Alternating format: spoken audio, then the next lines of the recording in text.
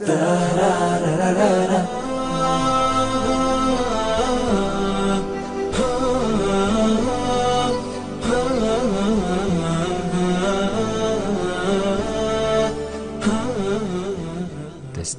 الآن إلى برنامج خطوة مع الأستاذة خديجة برهان.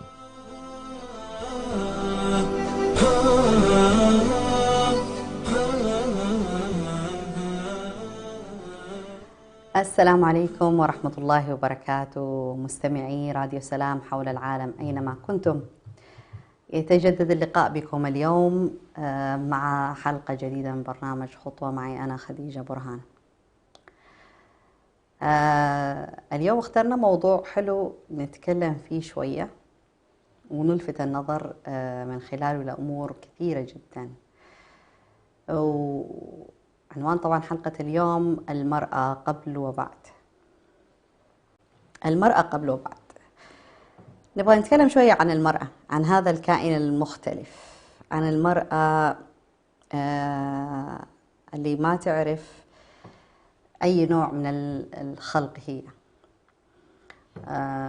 وكيف الله سبحانه وتعالى خلقها وكيف رتب أمورها. والحقيقة احنا ليش حابين نتكلم عن هذا الموضوع؟ لأنه كثر الكلام مؤخرا، يعني والله هو مو مؤخرا، من أول بس بزيادة يعني صاير مسألة تغير سلوك النساء والمساواة والحياة اللي فيها المرأة تمارس فيها حقوقها كاملة، والكثير من هذا الكلام. فلازم نعرف أول شيء قبل ما نتكلم نتطرق لصلب الموضوع الأساسي، كيف كانت المرأة قبل وكيف أصبحت بعد. ولما نقول قبل وبعد احنا قصدنا فيه إنه المرأة كيف كانت قبل الإسلام والمرأة في الوقت الحالي، المرأة سابقا والمرأة في الوقت الحالي. ما رح نتطرق للكلام عن المرأة في الإسلام، لأنه مع الأسف الشديد صار في سوء فهم من بعض الناس سواء كان رجال ولا نساء في فهم هذا الموضوع بشكله الحقيقي وبشكله الصحيح، وصار بدل ما كان المعلومات اللي فيه تنفعنا أصبحت تضرنا أكثر، يعني لأنه هذا الموضوع أو هذا الأمر ليس هو الأمر الوحيد اللي الإنسان لازم يعرفه، إنما في أمور كثيرة متعلقة فيه حتى يفهم موضوع المرأة في الإسلام. فدائما نحن مع الأسف الشديد ما عندنا صبر في التعلم أو في طلب العلم، فبالتالي نحب ناخذ الشيء بخلاصته، المختصر المفيد، آخر الشيء، الزبدة زي ما يقولوا يعني. وفي طلب الحقيقة دائما المختصر المفيد هذا لا يفيد، إنما التفصيل هو اللي يفيد الإنسان ويعرف الحقيقة بشكلها الكامل من جميع جهاتها، حتى بعد كده يقدر يحكم على شيء ما حكم صحيح. طيب خلونا نبدأ نتكلم عن المرأة سابقا قبل الإسلام والمرأة في الوقت الحالي. نتكلم شوية في ذا الموضوع على شكل دردشة يعني زي ما بيقولوا. فعندنا احنا سابقا قديما لما نقول ممكن كثير مننا ما يعرف إلا شيء بسيط جدا عن سابقا كيف كانت المرأة. ممكن أكثرنا يعرف فقط المرأة في الجاهلية وما يعرف في موضوع الجاهلية إلا وأد البنات فقط وبعض المعلومات الخفيفة إلا من رحم الله من الناس يعني. لكن احنا ما راح نتكلم عن الجاهلية كمان، احنا راح نتكلم قبل الجاهلية، كيف كانت المرأة في الأمم السابقة اللي قبل العرب. في الأمم السابقة لما نقول في الرومانية أو في الروم، وفي الفارسية اللي هي إيران، وفي المرأة في الآشورية، والمرأة في الحضارة الهندية، والمرأة في الحضارة المصرية أيام الفراعنة. كيف كانت المرأة؟ طيب أول شيء لازم نقسم أو الأمم هذه إلى نوعين، هي كانت في أمم متمدنة وأمم غير متمدنة. طبعا لما نقول متمدنة يعني فيها شكل من أشكال المدنية شوية متطورين يعني بالنسبة لعصرهم وليس لعصرنا نحن، فبالتالي كان سلوكياتهم مختلفة تماما عن الأمم الغير متمدنة أو الناس اللي لسه ما وصلتهم الحياة المدنية، فكانوا عايشين اللي هي العيشة البدائية تماما.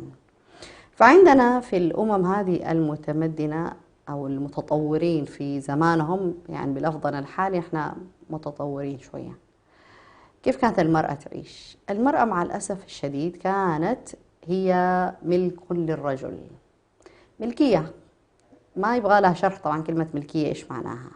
فكان الرجل يستطيع أن يستفيد منها ومن كل شيء فيها كما يحلو له، لأنه هذا هو النظام اللي كان معمول به، ليس عند رجل واحد ولا، إنما النظام في الدولة نفسها وفي هذه الأمة كان بهذا الشكل. فكان الرجل يستطيع أن يستفيد من المرأة هذه، يستفيد لما نقول يستفيد يعني إيش معناها؟ لو إنسان عنده حيوان يقدر يستفيد منه من كل ناحية، من شعره وظفره وقرنه وكل شيء، ونفس الشيء المرأة كان الرجل يستطيع أو من حقه أن يستفيد منها استفادة كاملة، وكان يشغلها في الأعمال الثقيلة والصعبة جدا، وحتى أنه كان يتعامل مع الحيوانات في مرحلة ما أفضل، بطريقة أفضل من تعامله مع هذه المرأة. فالمرأة ما كان لها أي قيمة ولا وزن، بالرغم أنهم كانوا متطورين جدا وكانوا متمدنين جدا. ودائما كان النظام السائد أنه المرأة أساسا خلقت من أجل الرجل فقط، أنه يستمتع فيها، أنه يتعامل معها، وأنه يعيش معها، وأنه لكن على أساس الملكية، لسه حتى ملك ما وصلت مرحلة ملك اليمين يعني. فكان وضعها جدا مزري، فكان ليس لها من الحقوق إلا ما يراه الرجل أنه حقا لها. يعني إذا يبغى الرجل مثلا يعطيها حق في أمر معين هو اللي يسمح يعني، وهي تشكر فقط يعني وتقبل هذا الشيء، وما كانت ترفض وتعترض على هذا الوضع. ليش؟ لأنه ما كان هذا حال امرأة واحدة ولا اثنين ولا ثلاثة، كان كل النساء، وكان القانون وكان القضاء وكان النظام في هذه الأمة المتمدنة يمشي بهذا الشكل. فبالتالي ما كان في اعتراض، ولا كان هو شكل غريب جدا من الحياة، ولا أحد مستنكر، ولا المرأة اللي مستنكرة هذا الوضع ولا الرجل. طبعا كان بالإضافة لذلك أنه الأب والزوج هم أولياء الأمور لها يعني، فكان يحق لهم أنهم يبيعوها أو يهبوها لأحد أو يقرضوها للخدمة أو للاستخدام أو للاستفادة منها. وممكن يعني إذا يعني صار في مجاعة ولا صار في أي شيء يعني يحق له أنه يقتلها حتى يأكل لحمها. يعني كان في توحش أو وحشية في التعامل مع المرأة الواحد ما يقدر يتخيلها طبعا، لكن هذا كان موجود، وإحنا ممكن ما نعرف عنه أو ما سمعنا عنه إلا شيء بسيط جدا يعني وبالعموميات، لكن هذا كان حال المرأة وحال التعامل معها بهذا الشكل. طيب، وكان طبعا تعمل في أعمال شاقة زي ما ذكرنا، وأعمال لا تطيقها حتى البهايم، وتشتغل في كل شيء، في كل شيء، ما في مجال إنه مثلا أعرف ولا ما أعرف، لا، كانت تتعلم وتعمل في كل شيء بهذا الشكل. فكان هذا النظام اللي ماشي عليه، وكانوا كل يعني متبع بشكل تلقائي وطبيعي، ولا ينكر عليهم هذا الفعل، لا أحد ينكر عليهم، لا المرأة تنكر على نفسها أنها عايشة بهذا الشكل وتطالب بتغييره، ولا الرجل إنه يشوف إنه هو قاعد يسوي شيء سيء، لأنه في النهاية يعني هو بعض الأحيان يعطيها بعض الحقوق. طبعا في هذه الأمم إيش كمان كان فيه؟ كان الرجل يتزوج أو مجموعة الرجال ممكن يتزوجوا امرأة واحدة ويعيشوا معاها عادي جدا يعني، ما عندهم ولا مشكلة، ويأتي الولد فينسبه إلى أي واحد أو أقوى واحد فيهم. بهذا الشكل كانوا عايشين. طبعا المرأة في غيرهم من الأمم، مثلا عند الآشوريين كيف كانت عايشة المرأة؟ عند الآشوريين كان الوضع أسوأ طبعا. كان بالنسبة بالإضافة إلى هذه الأشياء كان في شيء مهم جدا، أن الزوجة إذا لم تطع زوجها أو صار عندها رأي، هم شوية كمان هذول أحسن يعني، كان عندها رأي شوية أو عندها مال أو أصبحت شخصية مستقلة، يحق للرجل أن يخرجها من البيت، طلعها برا البيت ويرميها في الشارع. هذا كان نظام معمول بهم. أو ممكن يعني إذا كان مرة يعني يبغى يكون في عنده رحمة يتزوج عليها، لكن هي تبقى كالخادم أو ملك اليمين في الحياة معاه، يعني يسوي فيها برضو زي ما يبغى، يعني متى ما أراد أن يتعامل معها كزوجة وكامرأة لها قيمة ووزن، أو يتركها ويهملها ويتجاهلها تماما. وإذا ارتكبت أي خطأ يحق للرجل أن يروح القاضي ويشتكيها، والقاضي أساسا يعني هو إجراء فقط يعني، لكن هم يحكموا له أنه بقتلها وخلاص يقتلها ويرتاح منها وتنتهي القصة كلها. فبالتالي نلاحظ أنه ما كان في فرق كبير برضو، بس ما زالت المرأة، مع أنه الأشوريين يعتبروا يعني شوية متحضرين زيادة كمان، يعني لو الواحد قرأ شوية عن تاريخ شرائع حمورابي في المجتمع الأشوري حنلاقي شيء مختلف شوية، بس برضو كانت المرأة ما خرجت أنها أصبحت أو كانت ملكا للرجل في حياته، فما كان لها أي رأي. طبعا المرأة في أخرى مثل السومريين كيف كانت؟ المرأة كانت برضو ما كانت أفضل حالة، نفس الشيء، كانت برضو تعامل معاملة سيئة جدا. شأنها شأن المرأة في هذاك الوقت عند أي أمة من الأمم، فما كان عندها لا مكانة ولا عندها منزلة ولا أي شيء، إنما هي تابعة للرجل، مهمتها الوحيدة هي إسعاد هذا الرجل، طيب، وقضاء حاجته وأنه يستفيد منها، وهي ملكه بأي شكل من الأشكال. ونفس الأمر كان برضو مع المرأة في العهد الروماني. الرومانيين كانوا أمة قوية جدا، وبالعكس هم كمان أقدم الأمم في وضع القوانين المدنية، ومع هذا كانت المرأة برضو في أسوأ حال لها، في وضع سيء جدا. إنما كان زيادة في الرومانيين كان الرجل ليس مالكا للمرأة فقط، إنما كان التعامل مع هذا الرجل أو هذا الرجل هو رب لهذه المرأة ورب لأبنائه. فكان أهل البيت بطبيعة الحال في الربوبية يعبدوه ويقدسوه ويألهوه. طبعا نفس الشيء كان منتشر بهذا الشكل، فتحول الرجل من مالك إلى رب معبود عندهم هنا. ونفس الطريقة المرأة ما كانت تملك من نفسها شيء، وليست هي فقط، إنما حتى من تنجبهم من النساء أو الفتيات هم يدخلوا في موضوع الملكية، فكان ما في مالك إلا الرجل، سواء كان الرجل هذا صفة زوج أو أب أو ابن أو أخ، هم فقط اللي يعتبروا ملاك أو أصحاب المكانة في هذا البيت أو في هذا المجتمع. أما المرأة فهي أقل وضعا وأقل حالة وأقل منزلة في هذا كله. طيب، هذا كله في هذه الأمم. نيجي المرأة الآن في اليونانيين شوية يعني متطورين يعتبروا أو متقدمين يعني نعتبرهم، برضو نفس الشيء، كان التقدم والمدنية كانت ظاهرة على حياتهم هم، على نمط عيشهم، لكن لم تظهر هذه الأشياء على المرأة. والمرأة كانت دائما وأبدا برضو عند هذه الأمم هي ملك للرجل. لما نقول ملك، حطوا تحت كلمة ملك اللي تبغوا، يستفيد منها، يبيعها، يشتريها، يأكل لحمها، يخدمها، يسلفها.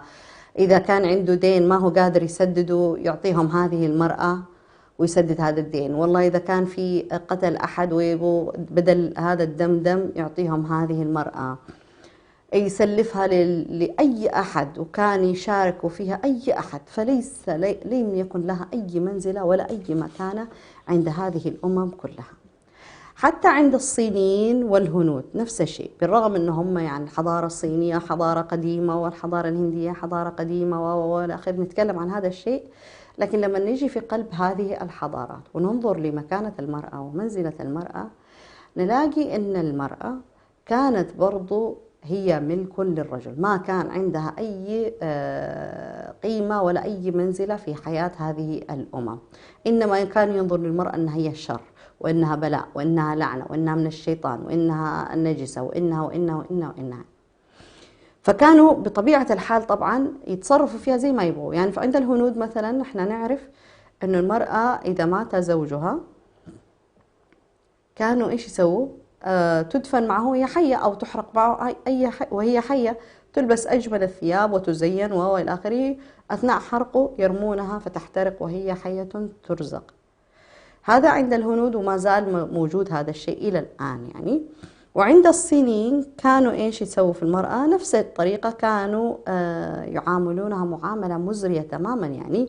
وحتى يعني كانت المرأة يعني عندما تأكل ما تأكل مع زوجها وأبنائها في مائدة واحدة أو في مائدة فيها رجال من العائلة نفسها أو من صلبها، إنما تجلس في أقصى المكان وتأكل لوحدها وتطالعهم فقط يعني.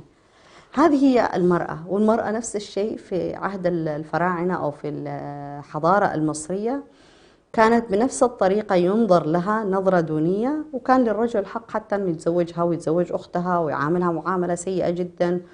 وكمان كانوا ما يخلوها لا تخرج ولا تشتغل ولا تمارس أي شيء من الحياة كلها، فكانت فقط هي لعبادة هذه الآلهة اللي هو اسمه الرجل. وكانوا يعتقدوا طبعا المصريين أنه فيضان النيل أساسا ما حدث إلا بسبب غضب هذه الآلهة، فكانوا يقدموا لها القرابين. والقرابين كانت تقدم في مصر من إيش؟ إن هم يختاروا الفتاة الجميلة فيزينونها بعدين يرموها في نهر النيل على أساس أنه الآلهة هذه قربان لها، فبالتالي لا يفيض هذا النهر ولا يرتفع ولا يسبب لهم أي فيضان. هذه هي المرأة في هذه الأمم القديمة اللي هي كانت قبل الإسلام، ما كان لها أي منزلة ولا قيمة ولا لها أي شيء، إنما هي رجس من عمل الشيطان. طالعين فاصل وراح نرجع نكمل كمان موضوع المرأة قبل وبعد، لأنه هذا الموضوع مهم جدا نحن نعرفه حتى نقدر نعرف الحقيقة فين هي في مسألة المرأة.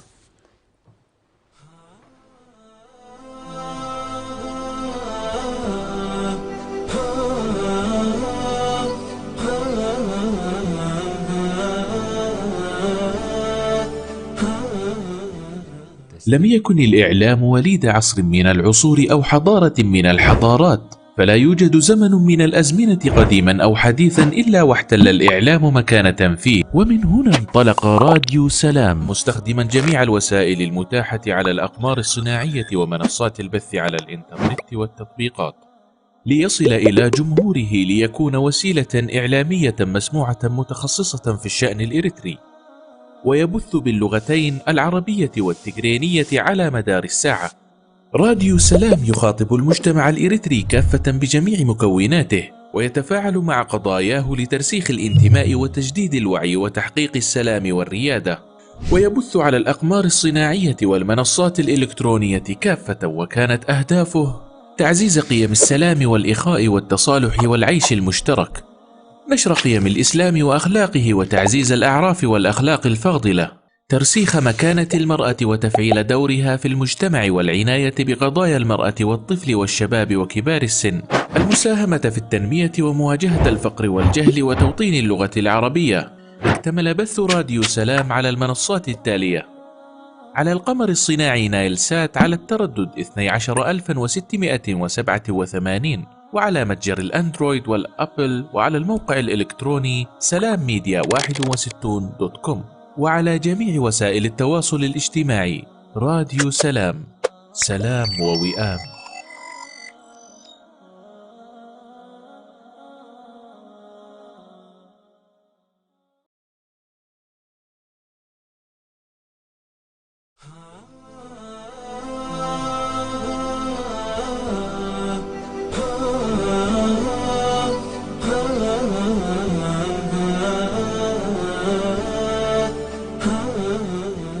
تستمعون الآن إلى برنامج خطوة مع الأستاذة خديجة برهان.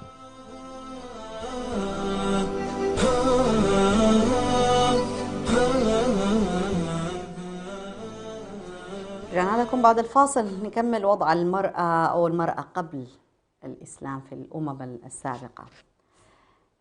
احنا كنا وقفنا عند المرأة في المصريين، قلنا انه فيضان النيل كان يعتبرون المصريين انه هو بسبب غضب الآلهة، فبالتالي لازم يقدموا قربان لهذه الآلهة، فلم يجدوا أفضل قربان يقدم لهذه الآلهة من الفتاة الجميلة التي تزين ثم ترمى في النيل. في العهد الفارسي المرأة في العهد الفارسي طبعا ما كانت أوفر حظا من النساء أو المرأة في الهند أو في مصر أو في أي أمة من الأمم، بل بالعكس أنه كانت يعني في وضع أسوأ كمان لسه، كانت تعاني من الظلم الشديد جدا، فكانت تعاقب بأشد عقوبة إذا بدر منها سهوا حتى هفوة خطأ، فكان على طول يتم قتلها أو جعلها تنتحر. هذا هو وضع المرأة. الآن نجي لوضع المرأة في الجاهلية، كيف كانت عند العرب في الجاهلية. العرب في الجاهلية كانوا محاطين من جهة إيران اللي هي بلاد فارس، ومن جهة كانوا بالروم الرومانيين، وبجهة كانوا في بلاد الحبشة، ومن جهة أخرى يعني كانوا في بلاد الشام. طبعا هم بحكم أنهم موجودين في حوالينهم كل هذه الأمم سابقا، فهم لم يكونوا بأفضل حالة منهم، بل بالعكس تأثروا بطريقة التعامل مع المرأة في تلك الأمم، فأصبحوا يتعاملوا معها. فكانوا برضو نفس الشيء، هم أخذوا منهم أنهم تعاملهم مع المرأة كان تعامل مهين جدا. فكانت المرأة عندهم ما لها قيمة، وليس لها أي وزن، وليس لها أي اعتبار، فهي ملك لزوجها ولأبيها يزوجها اللي يبغاها.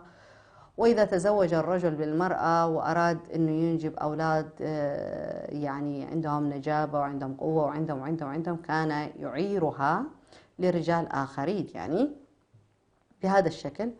وإذا مات زوجها ما كانت ترث المرأة. ليش ما ترث؟ لأنه بطبيعة الحال لا تقوم هي بالدفاع عن القبيلة ولا عن العرب، فبالتالي ما في داعي أنها ترث. فكانت هي بالعكس من ضمن الميراث الذي يورث، فكان يرثها ولدها.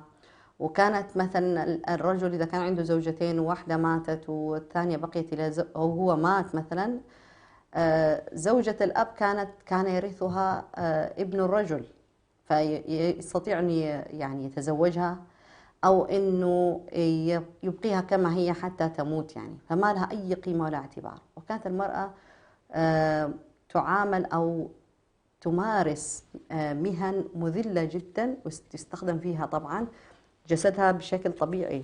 وكان ينظروا لها أن المرأة هي أساسا يعني لعنة، يعني ليس لها فائدة وليس لها قيمة ولا تنفع في أي شيء، غير أن الرجل يستخدمها مثلما كان يريدها أو يستمتع بها كيفما شاء. أسوأ من كذا كان أنهم كانوا يأذوا المرأة أو الفتاة أو البنت وهي حية، إما بعد أن تولد وإما بعد أن تكبر قليلا يزينونها ويحفروا حفرة ويرموها. وكان هذا أقصى شيء يعني يمارس في حق المرأة. فهم ما كانوا أحسن حالة من أي أمة من الأمم التي حولهم، إنما تمادوا ومارسوا على المرأة ما تتطلبه بيئتهم. طبيعة الحال هم عايشين أساسا في الصحراء وعايشين في مشقة، فبالتالي كانوا يستخدموا المرأة يعني استخدام البهائم. فالمرأة ما حصلت على أي شيء من أي أمة من الأمم إلا التحقير والإذلال والتهميش واستخدامها استخدام البهائم والحيوانات فقط. طبعا ممكن أحد يجي يقول طب هذا كان زمان يعني. طيب هذا كان زمان صحيح، لكن خلونا نتكلم شوية عن المرأة الآن. يعني المرأة الآن كيف هو وضعها وحالها في الوقت الحالي؟ نحن لو نلقي نظرة بسيطة جدا عن المرأة، ولما نقول عن المرأة خلينا نتكلم عن المرأة بصفة عامة، سواء المرأة كانت في الحضارة الغربية ولا في الحضارة الشرقية العربية يعني حاليا. ولما نقول الحضارة الغربية يعني قصدنا النساء في الغرب والنساء في الشرق، وما راح نقول النساء سواء كانوا مسلمات ولا غير مسلمات، احنا قاعدين نتكلم بحيادية عن المرأة كيف كانت قبل وبعد. الآن في الوقت الحالي المرأة كيف يتم التعامل معها. المرأة في العصر الحالي أو المرأة العصرية في الوقت الحالي هذا كله ما هي أحسن حال من النساء في العصور السابقة. ليش طيب ما هي أحسن حال؟ هو شكل الجهل أو شكل الجاهلية فقط اللي اختلف، لكن المرأة هي نفس الشيء. المرأة تحت مسمى الحضارة والمساواة يتم استخدامها واستغلالها والاستفادة منها بأي شكل من الأشكال. تحت اسم الحقوق، حقوق المرأة يتم هضم حقوقها وعدم إعطائها أي نوع من أنواع الحقوق.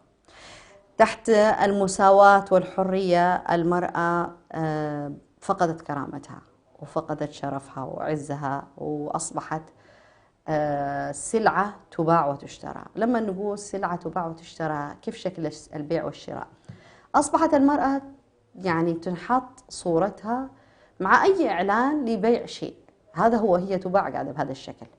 والله يبغوا يسووا دعاية للأحذية أكرمكم الله يحطوا صورة امرأة، يبغوا يبيعوا منتج معين يحطوا صورة امرأة، يبغوا يبيعوا سيارة يحطوا صورة امرأة، يبغوا يسووا أي شيء يجعلوا صورة المرأة هي أول ما يمكن أن تقع عليه عينك. هذا شكل من أشكال البيع.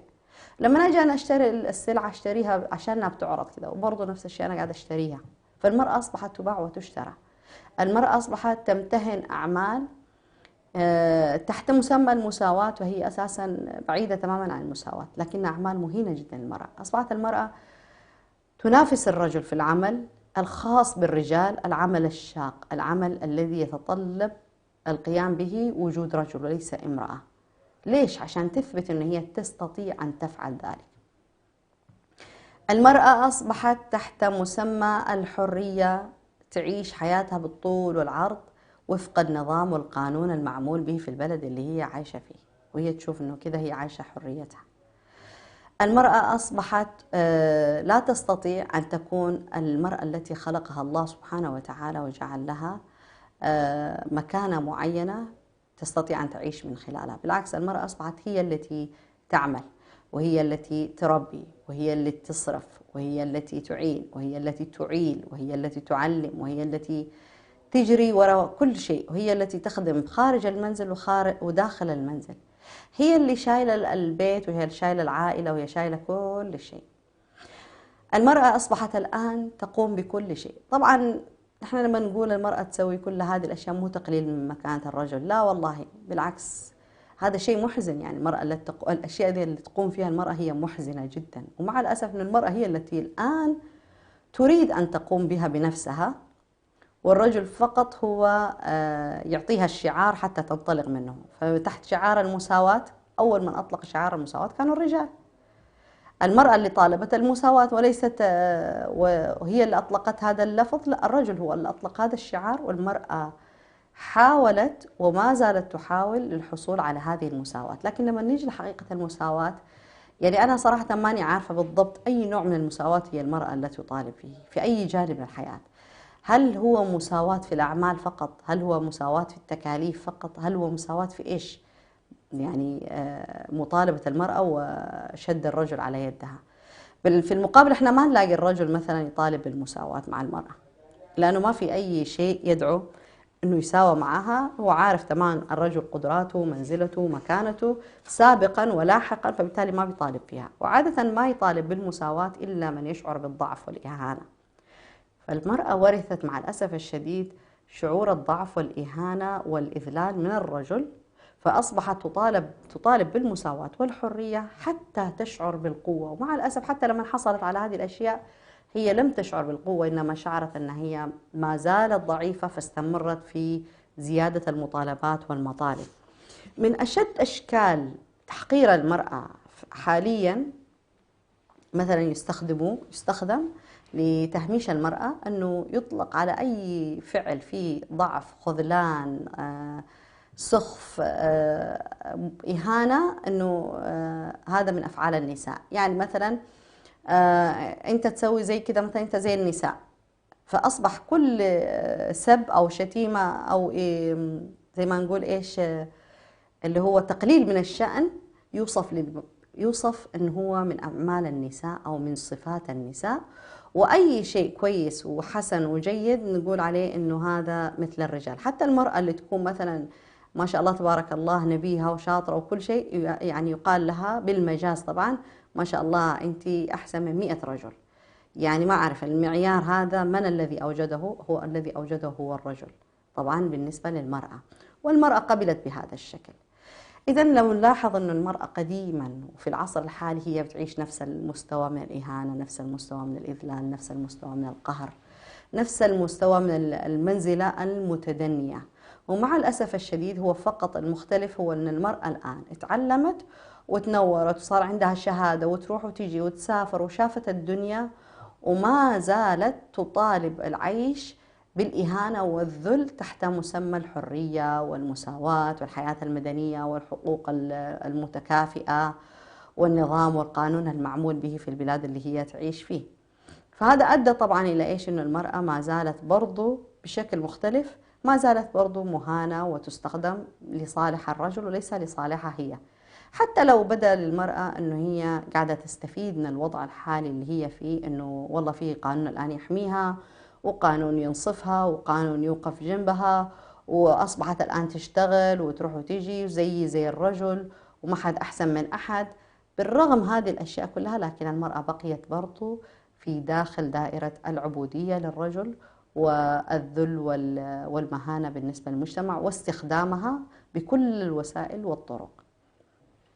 طبعا ممكن هذا الكلام شوية ما يعجب النساء يعني، لكن الحقيقة هي هذه. النساء الآن والنساء زمان نفس الشيء، ما حصلوا على أي شيء تحت أي مسمى. في أي عصر حصلت المرأة على الاحترام والمكانة والمنزلة التي ينبغي أن تحصل عليها أو التي كان لازم تحصل عليها منذ خلقها الله سبحانه وتعالى. العصر الوحيد اللي المرأة حصلت فيه على منزلة عالية جدا هو في العصر الإسلامي. العصر الإسلامي فقط. في هذا العصر المرأة حصلت فيه بالفعل على كل ما يمكن أن يخطر على بالها واللي ما يخطر على بالها. احنا طالعين فاصل ورح نرجع نكمل كيف حصلت المرأة على كل شيء ورجعت لها مكانتها ومنزلتها مع العصر الإسلامي أو في حكم الإسلام. طالعين فاصل، لا تروحوا بعيد.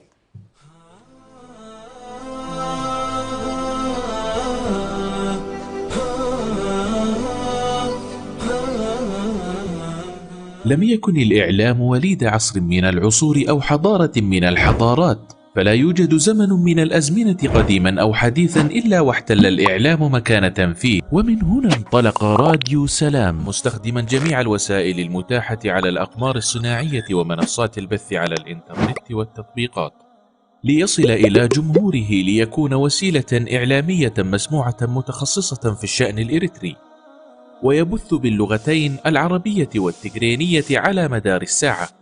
راديو سلام يخاطب المجتمع الإريتري كافة بجميع مكوناته، ويتفاعل مع قضاياه لترسيخ الانتماء وتجديد الوعي وتحقيق السلام والريادة، ويبث على الأقمار الصناعية والمنصات الإلكترونية كافة، وكانت أهدافه تعزيز قيم السلام والإخاء والتصالح والعيش المشترك، نشر قيم الإسلام وأخلاقه وتعزيز الأعراف والأخلاق الفاضلة، ترسيخ مكانة المرأة وتفعيل دورها في المجتمع والعناية بقضايا المرأة والطفل والشباب وكبار السن، المساهمة في التنمية ومواجهة الفقر والجهل وتوطين اللغة العربية. اكتمل بث راديو سلام على المنصات التالية: على القمر الصناعي نايل سات على التردد 12687، وعلى متجر الأندرويد والأبل، وعلى الموقع الإلكتروني سلامميديا61.com، وعلى جميع وسائل التواصل الاجتماعي.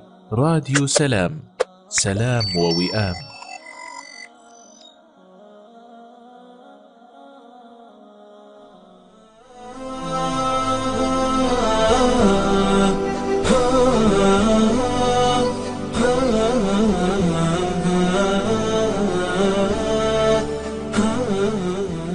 تستمعون الآن إلى برنامج خطوة مع الأستاذة خديجة برهان.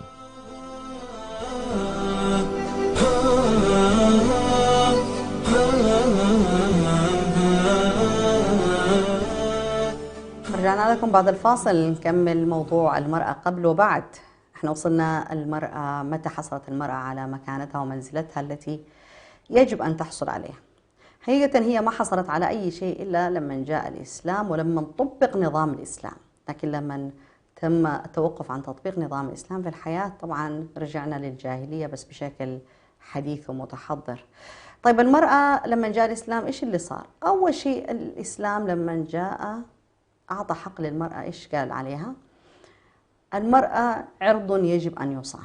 خلاص وقف عند هذه الكلمة. معناها عرض يجب أن يصان إيش يعني؟ يعني المرأة هي أم، هي أخت، هي زوجة، هي بنت، هي كل المحارم، فبالتالي يجب أن تحمى ويجب أن تكرم ويجب أن يتم المحافظة عليها والقتال دونها. من قتل دون عرضه فهو شهيد، النبي صلى الله عليه وسلم قال. هذا كان أول شيء. لما جاء الإسلام ألغى وأبطل وحرم وأد البنات. طيب أبطل وحرم وأد البنات اللي كان شائع أيام الجاهلية، فهنا أعاد المرأة للحياة من جديد وجعل لها هذه المنزلة العالية جدا. لما جاء الإسلام كانت المرأة تورث أو لا تورث، إنما تورث كالمتاع بالنسبة للرجال، يعني إذا مات زوجها، إذا مات أي أحد، هي والأمتعة والمال من الميراث الذي تورث. فهنا جاء الإسلام وحرم عليهم هذا الفعل. طيب، ومنع أيضا أنه مثلا تحبس الفتاة أو المرأة حتى تموت أو لا يتزوجها أحد، فقال الله سبحانه وتعالى: ولا تنكحوا ما نكح آباؤكم من النساء. وهنا وقفهم كلهم عند حدهم وجعل للمرأة مكانة معينة. وحرم عليهم إيش كمان؟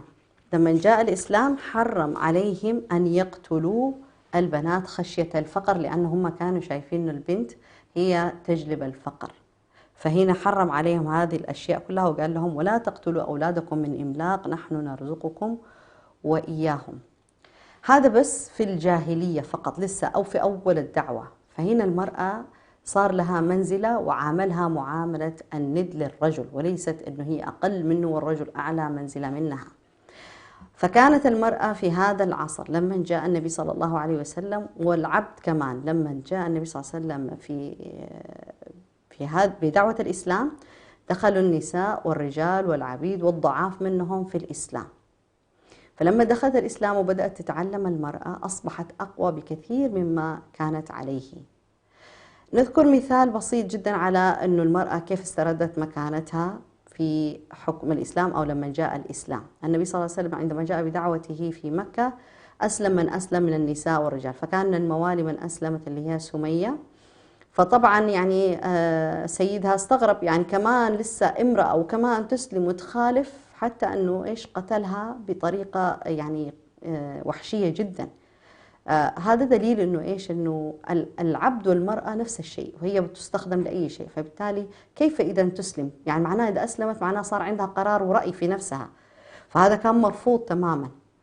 طيب، غير كذا لما أسلمت أخت عمر بن الخطاب رضي الله تعالى عنه، لما علم بإسلامها وذهب يعني مغاضبا لأنه كان لسه على الكفر، فراح لها بيتها وهو زعلان، يعني كيف تسلم يعني هو على كفر، يعني معناها أنه صار في قرار الآن. وعناها زوجها كمان أسلم، أعطاها معناها أنه منزلة التكريم والاحترام لها في هذا القرار. فهذا كان أول أشكال المنزلة العالية التي حصلت عليها المرأة.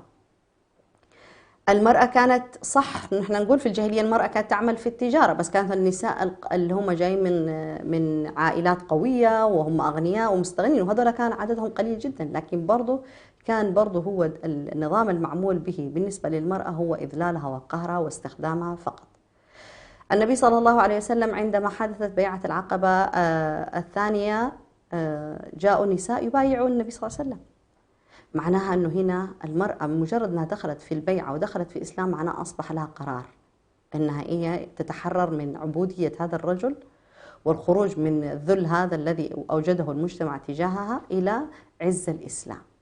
فالمرأة بالفعل لما دخلت في الإسلام حصلت على مكانة عالية جدا واحترام وتقدير ومنزلة، وأصبحت تكرم. وهذا الشيء ملاحظ في تاريخ السلف الصالح ونساء الصالحين والنساء عبر العصور إلى أن غاب حكم الإسلام فقط. فهذه المنزلة من فين أعطاها إياها؟ أعطاها إياها الله سبحانه وتعالى. ليش؟ لأن الله لما أعطى الحق هذا للمرأة أعطاها على أساس أنه هي خلق مختلف عن الرجل، كيان مختلف عن الرجل، عندها حالة نفسية معينة مختلفة عن الرجل، عندها بناء جسدي مختلف، عندها طريقة تفكير مختلفة، لكنها أمام الله سبحانه وتعالى هي والرجل نفس الشيء، في التكاليف الشرعية هي نفس الشيء، لكنه كرمها وأعطاها منزلة زيادة، وأمر الرجل أنه يحافظ عليها ويصونها ويكرمها دائما وأبدا. فالمرأة أصبحت في الإسلام مكرمة، سواء كانت زوجة، سواء كانت جدة، سواء كانت ابنة، سواء كانت أخت، سواء كانت حتى لو كانت خادمة في البيت. الرجل مأمور أنه يحافظ عليها ويحميها ويخدمها ويلبي لها طلباتها ويصرف عنها كل ما يؤذيها وما يكدرها، ويحافظ عليها ويصون هذا العرض، لأنه هذا هو يعني أمر الله سبحانه وتعالى فيها. حتى من تكريم الإسلام للمرأة سورة كاملة في القرآن الكريم نزلت، هي اسمها سورة النساء، وهذا يدل على مكانة عالية للمرأة. فالمرأة في الإسلام هي اللي بالفعل حصلت على حقوقها كاملة حقوق المساواة لما نقول عليها في الإسلام هي مساواة من ناحية التكاليف الشرعية فقط أمام الله سبحانه وتعالى، ولا هي المرأة لها دور معين يتطلب بناء جسدي معين، يتطلب بناء نفسي وعقلي معين لممارسة وتطبيقه، يختلف تماما عن الرجل.